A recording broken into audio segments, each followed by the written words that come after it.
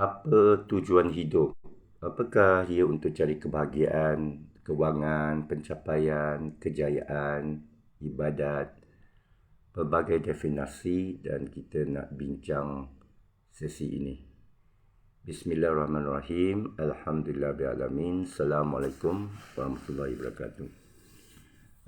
Tuan-tuan semua, kita semua sebelum masuk tajuk ini kita kena definisikan dulu apakah itu soalan yang tepat ya tentang tujuan dan hidup. Maksud saya ialah sebelum kita buat apa-apa kita kena epistemologi lah dari segi bahasa atau dari segi fikiran. Apakah itu soalan yang betul? Apa tujuan hidup? Bagaimana kalau soalannya begini? Apa kebahagiaan hidup? Atau soalannya begini, kenapa kita hidup? Kenapa kita lakukan sesuatu? Kerana kepada saya tak perlu kita tanya soalan tu. Soalan tu mungkin kurang tepat. Kita perlu renung dan fikir sedalamnya. Mungkin ada persoalan yang lebih tepat. Ada orang kata, kalau kita orang Islam, kita sebut tujuan hidup ialah untuk ibadah atau ubudiyah atau mengabdikan diri. Itu definisi daripada Al-Quran. Jadi bermakna tidak ada tujuan hidup yang lain lah. Dari satu segi kalau kita fikirkan betul juga. Contohnya tujuan bagi seorang lelaki dan tujuan bagi seorang wanita atau tujuan bagi satu binatang, satu makhluk, tujuan semut, tujuan burung, dia menuju mana? Kalau kita fikir begitu, kita akan lihat dia menuju semula jadi, ikut fitrah dia. Burung akan terbang, semut akan merayau mencari makanan. Manusia, kita lihat dia hidup seolah menuju satu hala tuju, satu matlamat. Tapi pada saya, dia ikut fitrah. Dia ikut apa yang Allah telah tetapkan. Lelaki, dia nak mencapai sesuatu. Wanita, dia nak, kita kata, kebahagiaan. Lelaki pun sama. Orang kata, I want to be happy. Pernah saya tanya seorang kawan Cina masa tu 82, saya di kerja pertama saya data prep. Dia rakan saya sekarang, saya percaya dia masih hidup lagi. Anak seorang tauke dia jadi dia bukan programmer juga sama macam saya. Balik dari England, dia ada ijazah. Saya tak ada ijazah. Saya jadi macam seorang senior programmer.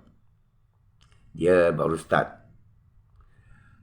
Saya mula kerja lebih awal. Saya mungkin lebih muda dari dia setahun.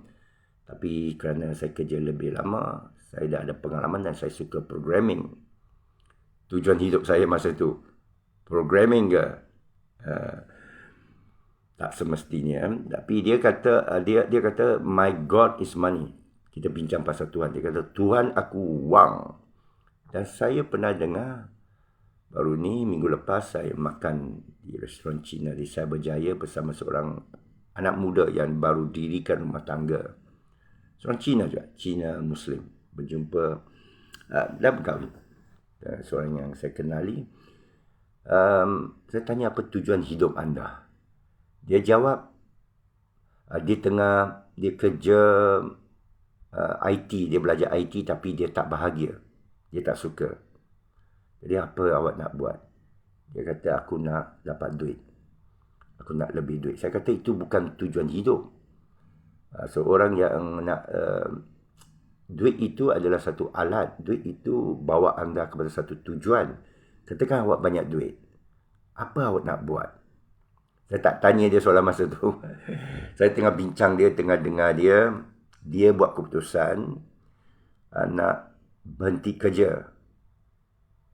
Lepas tu dia kata dia ada tawaran kerja lain, iaitu kerja di bank sebagai pakar IT lah, infrastruktur.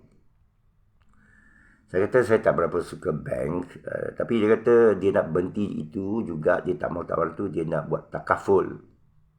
Dia nak jadi agent insurans. Sebagai seorang Islam, kita akan fikir takaful lah. Saya menjawab, dia sama juga dengan insurans konvensional. Dia cuma istilah. Tapi tak apa, kita fokus tujuan hidup. Jadi akhirnya saya sedar dan beritahu dia tujuan hidup dia ialah dia nak lebih wang, dia nak satu pencapaian, dia nak rasa puas hati. Ya? Cuba fikir. Allah menjadikan kita, Allah Maha Kaya. Dia boleh bagi setiap kita jadi bilioner. Sebenarnya kita bilioner, kita tak sedar.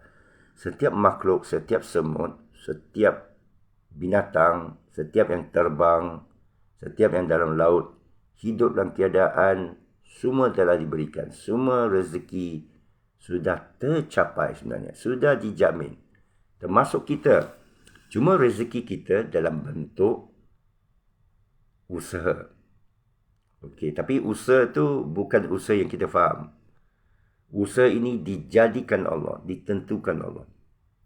Contoh dia buat lelaki ada kromosom X ke apa, dan wanita kromosom Y, mungkin saya silap, lama tak ingat balik biologi, tapi itu my point.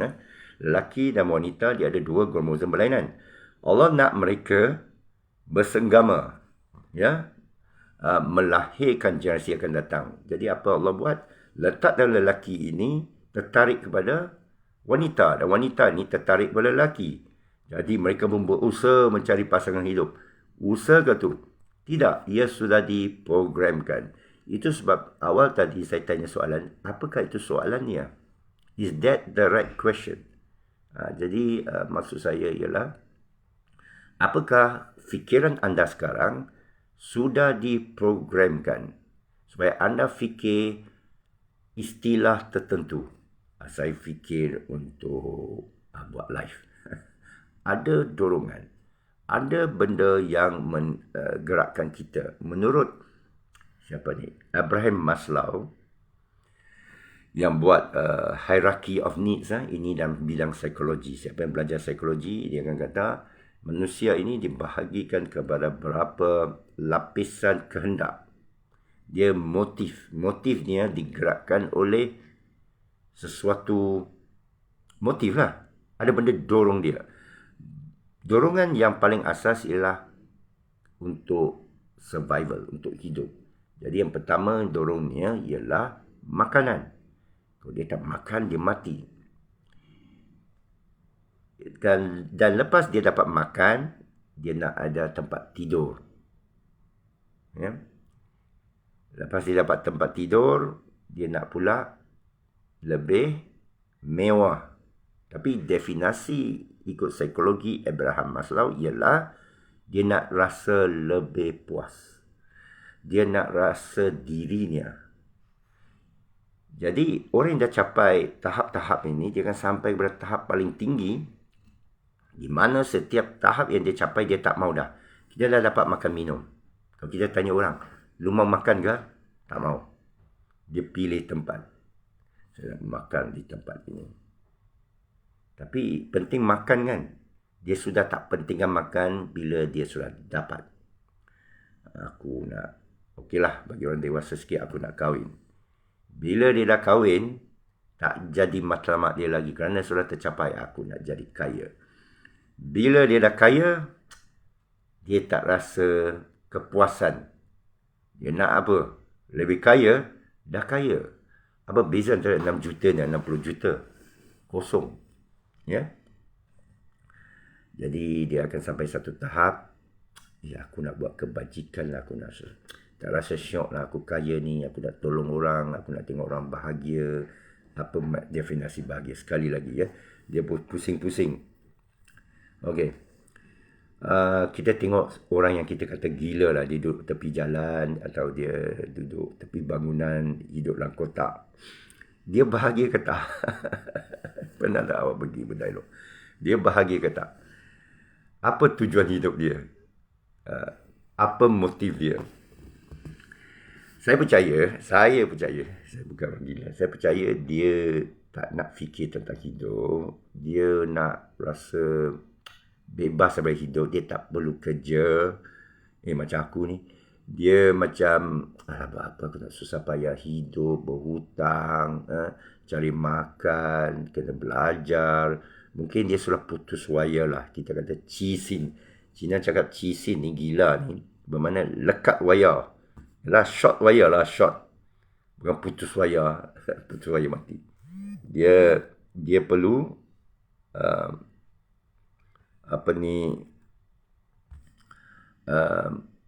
bukan dia ahli falsafah. Saya tak tengok orang gila ni bercakap falsafah Aristotle. Tapi saya rasa dia nak keluar daripada sistem. Dan ini yang saya nak cerita ni. Macam mana keluar dari sistem. Saya pernah selalu buat sesi how to hack yourself. Macam mana bagi anak keluar dari sistem. Itu jangan masuk belajar. Macam mana jangan berhutang. Penting sekarang banyak orang dalam hutang. Dia bermula daripada sistem sekolah. Sekolah melambatkan anda akil balik. Orang tak percaya. Saya dah masuk Islam, saya kaji banyak benda. Saya dapati banyak benda sudah sedia untuk kita. Rezeki kita dijamin. Anak kita tu bawa rezeki. Itulah program yang Allah berikan. Itulah sunnatullah. Tapi kita diprogramkan otak kita oleh orang tua, oleh sistem, oleh kawan-kawan, oleh media, supaya jangan percaya tu. Awak kena ada sijil. Baru awak bahagia. Apa ada 1-2 sijil tak bahagia pun. Apa punya sijil lagi mahal dari degree. Sijil professional CTFL. Certified Tester Foundation Level. Yang dibiayai oleh bank negara lebih kurang 10 tahun lepas. Mahal. Dan dia ada satu-satunya sijil untuk orang yang ada piawaian untuk melakukan pemeriksaan sistem, testing, pemeriksaan perisian. Ia adalah piawaian untuk setiap software untuk diuji. Pakar ujian lah. Ya. Jadi saya kenal benda macam tu. Saya kata saya akan bahagia bila saya dapat sijil tu. Sijil seterusnya sepatutnya saya boleh dapat. Contohnya sekarang Java Programming. Gaji $100 sejam di Amerika Syarikat. Apakah saya akan bahagia? Kepada saya, untuk pendek cerita, saya bahagia bila travelling. Musafir. Tak tahu mana akan tidur esok. Atau malam ini. Tak tahu siapa kita akan jumpa. Sisa hidup kita, traveller. Itu definisi seorang lelaki bernama Cina Pet. Tak ramai orang macam tu. Macam bulan Disember lepas. Saya pergi buat keputusan berbasikal daripada Vientiane ke arah timur untuk menuju Vietnam. Kerana lepas keluar pandemik, saya dah pergi Thailand, Laos, berapa bulan, Vietnam saya nak uji. Negara ketiga, tambah Bakaf Sinun. Bolehkah saya sampai? Akhirnya saya sampai, tapi gila tu kerana saya lalui pegunungan yang tinggi, lebih tinggi dari Cameron. Tinggi betul. Laos, antara Laos dan Vietnam.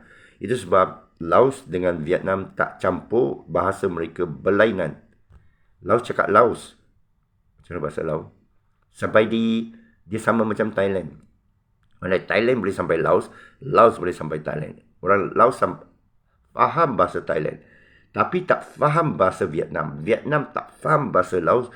Rupanya terpisah oleh satu, bukan mereka cipta bahasa sendiri. Ya Allah pisahkan mereka dengan pegunungan yang tinggi antara Vietnam dengan Laos. Jadi tak campur dua kaum tu. Rupa pun cantik. Lainan. Jadi gila saya pergi berbasikal naik pegunungan dan sejuk masa tu. Dan bulan Disember adalah musim sejuk bahagian utara di Indochina. Suhu capai serendah 9 darjah Celsius. Punya seksa badan saya. Sejuk. Dan angin berniup dengan paling kuat saya pernah rasa dalam hidup saya. 3 elemen terkena pada saya. Tapi saya seronok. Kerana saya tak rancang. Saya bertembung dengan adventure. Dan memang saya nak adventure kita, hidup kita. Surah ada, Zul Hussein ada, saya nampak nama semua ni. Cerita pasal tujuan hidup. Jadi ada orang, dia hidup dia tak ada tujuan, dia nak experience saja. Macam apa ni, nak experience saja. Spontan. Ad hoc, tak rancang, macam orang gila orang kata. Habis macam mana buat duit? Kerana dah baca ayat Allah, dia yang berikan rezeki. Jadi saya tak payah hack. Ini hacker, hacking hidup. Tak perlu, kerana dengan membaca Quran saja, kita tadabbur Quran, kita faham Quran, Quran cerita hakikatnya bahawa Allah yang jadikan semut, dia jadikan lalat, dia kata ada ilmu, dia suruh kita tafakur, suruh kita belajar, dan dia beri kita rezeki. Kerana kita menurut perintah dia. Tidakkah kamu melihat air hujan yang turun dari langit? Kalau dia masin, bagaimana kamu hidup? Kamu habiskan masa memikirkan tentang air hujan, Allah akan bagi rezeki. Kalau tak dapat rezeki, jumpa saya. Apa aku dah fikir hujan siang malam, aku masih kelaparan. Apa bagi makan. Itu janji saya. Apa? Dah baru balik Thailand. Ini adventure. Dia baru balik Thailand. Saya ke Langpiang saja, Apa. Tapi naik jeep lah. Mampu nak ke masih. Saya dulu pun fikir yang sama, Puan Azura. Saya pun fikir yang sama. Mampu saya nak pergi naik basikal. Dulu mula saya berbasikal daripada Ho Chi Minh kepada Cambodia. Saya nak renew pasport saja. Masa tu saya putus kasih dengan seorang gadis Vietnam. Ada seorang amoy Jepun. Adalah suka sama saya sikit, tapi kerana kita putus hati, semua perempuan kita tak mau. Kita pun berkayu basikal menuju barat. Saya mau cop basikal. Kalau salah saya cop itu pasport, saya boleh balik kat itu amoy Jepun. Tapi kerana putus kasih, kita kata aku nak cari kebahagiaan hidup. Bagaimana kalau saya kayu lagi bandar yang seterusnya, itu Skun, SKUN di Cambodia, lebih kurang 30 km ke 20 km. Masa itulah mula perjalanan saya 2000 km, tak sengaja, macam Forrest Gump. Sampai satu pekan, orang kata bagaimana saya sampai pekan seterusnya. Saya dipengaruhi Forrest Gump, atau oleh Al-Quran, kata musafir lah, atau oleh ayat yang kata rezeki kau terjamin, atau lihat apa kejadian atas muka bumi. Jadi Allah letakkan asbab dalam hati saya, jangan balik ke amoy Vietnam, jangan balik ke amoy Jepun. Akhirnya perempuan Jepun tu balik ke Jepun, lost contact. Saya contact, dia tak berapa jawab. Sedih. Saya fikir, bagaimana kalau saya putar balik jam? Bagaimana kalau Allah bagi saya kembali pada zaman remaja saya, zaman muda saya, atau 10 tahun sebelum ini? Bolehkah saya, apakah saya akan buat keputusan hidup yang berlainan? Would I do a different thing? If I turn black the clock. Bagaimana kalau saya balik 10 tahun dulu, 20 tahun dulu? Apakah saya akan ubah tindakan saya, keputusan saya? Banyak keputusan hidup kita membawa kita pada saat ini. Apa yang kita putuskan semalam bawa kita ke tempat ini. Saya tekan di dengkil. Kalau keputusan saya buat siang tadi. Dan sebelum awak datang dengkil awak kat Cyber Putrajaya, kerana ada satu keputusan saya buat di masa di Jalan Kuchai Lama. Dan sebelum tu ada satu keputusan saya buat di Bangkok untuk balik. Sebelum Bangkok saya buat satu keputusan lari daripada Bakaf Sinun. Keputusan demi keputusan mengakibatkan kita kepada keadaan kita hari ini. A series of decisions. Betul tak? Bagaimana kau awak boleh putar balik jam? Allah bagi kau time machine, awak balik kepada setahun dulu, 2 tahun dulu, 10 tahun dulu, 20 tahun dulu. Banyak keputusan kita ronang kepala kita. Kalau aku ambil lah duit tu, 1 juta saya dapat, 2 juta. Saya tolak kerana rasuah. Kerana elemen rasuah, kronisma. Saya tolak. Bukan sekali, 2 kali, 3 kali, 4 kali. Apakah saya akan buat keputusan yang lain? Kalau saya buat keputusan yang lain, saya tak akan sampai hari ini. Mungkin saya tak viral. Mungkin tuan-tuan tak kenal saya. Nampak? Jadi, kalau saya boleh balik dalam masa, balik pada satu keadaan dulu, yang saya rasa saya dah buat keputusan silap dalam hidup saya nak tukar keputusan saya. Mungkin saya lebih bahagia hari ini. Tetapi tidak. Mungkin anda lebih teruk. Mungkin saya tidak Muslim. Mungkin saya tak akan jumpa tuan-puan. Mungkin saya tak ada hari ini.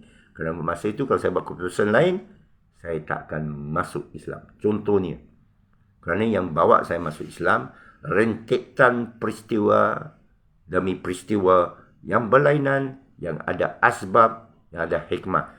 Di situlah hikmah Allah.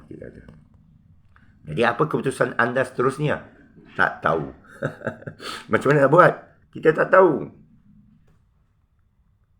Gai Sing, Vietnam. Gai Sing. Gai, saya tahulah Gai ialah stesen. Bukan, saya rasa dia ada satu tempat utara sikit. Kalau you maksudkan Pekan Bandar, dia utara sikit ke Cambodia. Saya pergi dari Binzeng, saya Ho Chi Minh pergi utara ke selatan. Saya percaya utara kalau saya tengok peta. Tapi mula-mula saya tengok sampai Bangkok, 1000 km. Gila aku. Kadang-kadang bawa kereta pun tak pernah 1000 km. Itu seolah Langkawi sampai Singapura. Naik basikal. Tapi kerana saya pergi satu pekan, setiap hari saya rancang 50 km. Hari ini saya rancang 90 km lah, dah veteran. Tapi hari itu saya rancang 50 km, 80 km. Pernah saya sampai 150 km bila saya tak bertembung dengan tempat untuk bermalam di sempadan Thailand, Cambodia. Menuju sana. Rupanya dia dekat sempadan, memang tak ada orang. Itulah jadi sempadan, orang tak nak duduk. Tapi kasino ada. Tiba-tiba terang benderang kasino. Pun tak boleh duduk kerana mahal. Saya kayuh lagi masuk. Masa itu dari Vietnam ke Cambodia, kasino. Cambodia ke Thailand, kasino. Bagus musafir. Seronok. Jom kita musafir. Tapi lebih baik musafir seorang diri. Kenapa? Kerana tak ada kawan nak bercerita. Kamu terpaksa bercerita bersembang dengan orang asing. Dengan orang Cambodia. Dengan orang Vietnam. Dan orang bila tengok kita keseorangan, kesian. Mereka pelawa makan, duduk rumah mereka ke. Ada yang pelawa duduk. Masuk rumah mereka adalah. Di Cambodia terutama, kita berbasikal, dia mengiringi kita, berbasikal sebelah kita. Ada ajak saya tidur di rumah dia, di kandang. Kandang tapi seronok. Dalam pasir, saya hilang telefon saya. Masa tu rasa macam, kalaulah saya tak masuk. Tapi kerana saya pergi sana, saya berjumpa orang dia, dan saya jumpa kakak dia yang ada anak dia kecil kat sana. Besar ladang tu. Saya tengok cara mereka menternak lembu di Cambodia dengan gurun pasir. Ada pasir di Cambodia kerana Tasik Tonglai Sap. Tasik besar di tengah Cambodia tu, memisahkan utara dan selatan Cambodia. Selatan ramai orang Islam. Jadi, saya bertemu orang Islam di pasir. Lepas tu, daripada kakak dia, mereka cakap Cambodia tak faham Inggeris. Saya pun tak faham Cambodia. Itulah orang kata, bagaimana saya belajar Vietnam, saya nak tackle amal Vietnam. Bodoh. Jangan belajar Vietnam. Lagi orang suka. Lagi adventure. Kerana orang sesat, kalau kamu tahu bahasa Vietnam atau bahasa Cambodia, engkau tak akan sesat. Kerana saya tak sesat jalan, saya tak akan jumpa orang sekian, seorang peguam agak muda, mungkin 40-an, amat kaya. Dia tuan punya tanah itu, beratus ekar. Jadi, kakak itu pergi telefon tuan punya untuk bercakap dengan saya. Untuk cakap Inggeris. Saya cuba cakap pakai Google Translate, tapi line telefon sana teruk. Telefon saya pun hilang. Jadi saya pun pakai bahasa isyarat apa, dia akhir telefon bos dia kata bos dia boleh cakap Inggeris. So bos dia cakap dengan saya. Saya pun, hello, may I introduce myself? I bukan sesat, saya musafir, I like to travel, I stay in this farm. Boleh ke minta izin? Boleh. Dia kata boleh. Boleh ke saya jumpa awak? Mana jumpa awak? Dia kata di Phnom Penh, iaitu ibu kota. Masa tu saya tengah berkayuh patah balik ke timur. Setahun 2 tahun kemudian. Jadi saya jumpa di Phnom Penh. Dia beritahu saya tentang, itu bukan saja tanah dia, dia lagi besar punya tanah. Saya pun dengar lah. Dia nak buat pejabat pertanian. Saya pun tanya dia kenapa sana pasir. Kerana dia kata setiap 6 bulan banjir. Patutlah. Kerana saya kenal seorang yang pakar itu. Rumput napier, rumput sorghum. Dia rasa tak boleh tumbuh. Jadi lembu tu main-main saja. Dia ada berapa ratus ekor lembu, dia main-main. Dia lepaskan ke. Dia punya kekayaan ialah dia nak buat satu theme park di sana.